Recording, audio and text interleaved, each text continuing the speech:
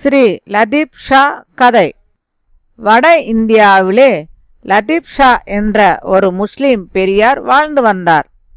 இவர் தமது மரபுக்கு உரிய குரான் முதலிய நூல்களையெல்லாம் நன்றாக கற்ற பெரியவர்.